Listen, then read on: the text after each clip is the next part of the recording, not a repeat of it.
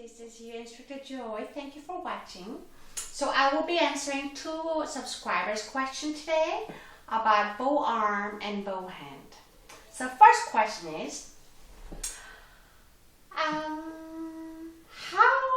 do we do fast string changes without getting our arms tired? So let's say maybe something like this.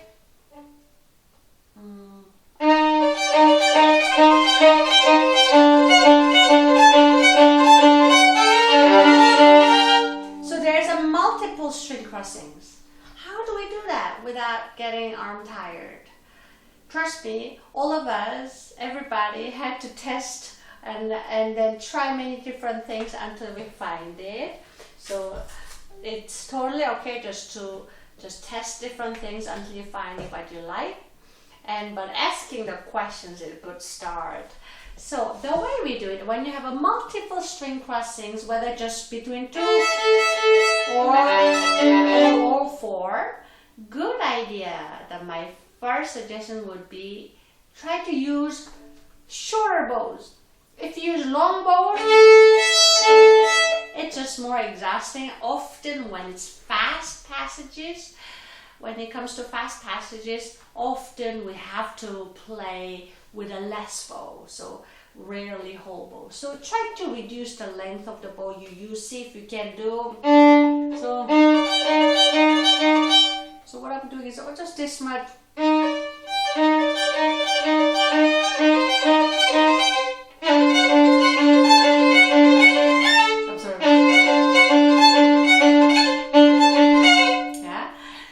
Sometimes we don't have choice but use whole bow like, so I have to use, if it's the case like there's such fast string crossings, then see, I have to go E string, D, A, D, and then G, yeah, instead of emphasizing every note, see if you can just put one weight and push it to the side while raising your elbow. No extra work for each string, like this.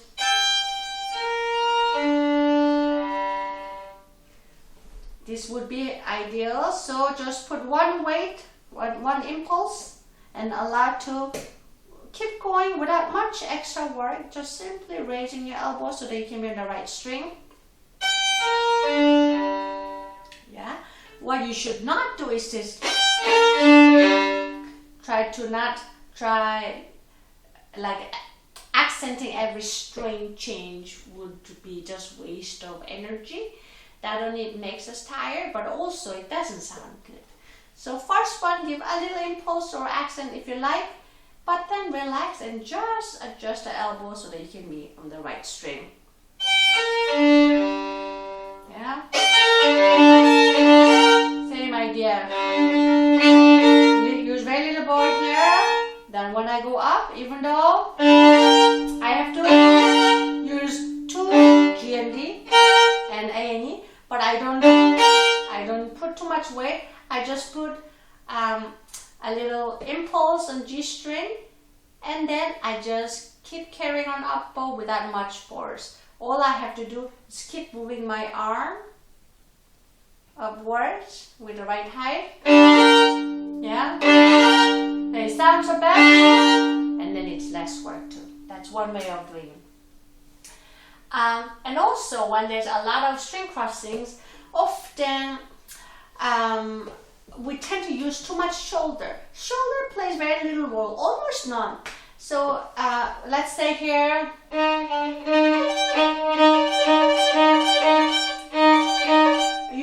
I may look like I'm moving a lot, but what I'm doing is keeping my shoulder very relaxed. I'm just moving my wrist up, down, up, down. This is it. This is much less work than my shoulder up and like this, you know.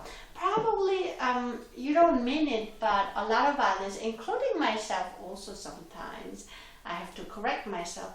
The shoulder just unnecessarily comes up because it's just attached to all together. So just pay attention your shoulder stays nice and relaxed. So when you have to do multiple string crossings, just adjust the elbow.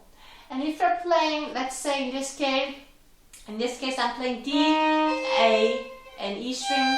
So instead of adjusting the right height for D, A, E all separately, put the height of your right arm somewhat in between that you can reach all 3 strings, and then you use a little wrist. That way you don't have to move only elbow, but elbow somewhat in between, just tiny bit adjust, but little fine adjustment happens with the wrist.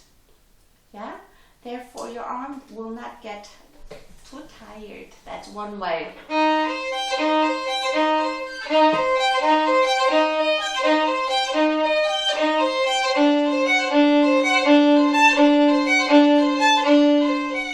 Yeah, so that's one way of doing it. Now, another question about bow hand and arm was, how do we keep the same bow angle while using the wrist as well? Good question. Why do we have to use wrist? You might know from other videos or from your instructor, in order to make nice sound, we need to keep the bow parallel to the bridge. Yeah. So violin is straight, the bow is straight. So we have to use all our joints of our arm to keep the bow somewhat in the same spot to produce nice sound. But in order to do that, we really have to understand when do we move what part of arm and hand. Yeah, that's why the wrist movement is important. So simply, I normally suggest my students to start with the up bow, because up at the tip is a bit easier because your arm is just nicely stretched. Then, so you can, if you like, you can divide bow each quarter side. And when you are about to pass the middle, then that's when your elbows start coming up a bit. Then last quarter of the bow, then your wrist comes up a bit. Why do I have to do that? Let's see what happens if I don't move any of my elbow wrist. You see where it's going? That's why. Doesn't sound good, bow doesn't stay in the spot, therefore it doesn't sound good. That's why we need to move. So, from the middle, elbow higher, and the wrist comes up. But here, make sure when you start raising your elbow and the wrist, don't overdo it. That the bow, excuse me, then bow gets crooked again, which defeats the purpose. So from the quarter, when you try to raise your wrist, raise it just enough to keep the bow parallel and not too heavy. If you want, you can practice only that one. Yeah, do learn to move your wrist, but don't overdo it, because this one is not ideal either. Not this, but just enough to keep the bow parallel. I don't know. Yeah, like that. So somehow the video shows the opposite angles. I get a little confused. Sorry about that. So try that one, see how it goes.